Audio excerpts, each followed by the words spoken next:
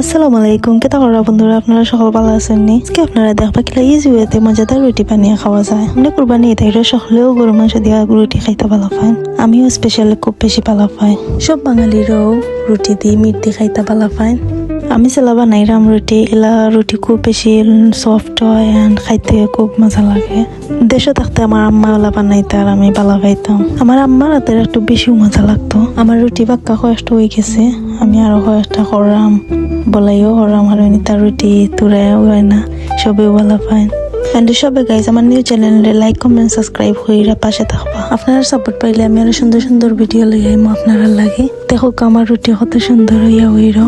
This কুরবানি তো OLA বানাইয়া খাইয়া দেখবা আপনার কাছে কিলা লাগে এন্ড কমেন্ট হইয়া আমারে জানাইবা কার কাছে কিলা লাগছে। আমার রুটি বানানিও প্রায় শেষ। দেন আমি সুন্দর করে সপ্তাহে টেবিলে সাজাইলাম। দেখাবার লাগি আমি আলু দিয়ে ভাজি করছি এন্ড গরু মাংস দিয়ে আলু দিয়ে রাঁধছি, গরু কলচা আরো সপ্তাহ দিন বাদে খাইলাম মজা করে সবে।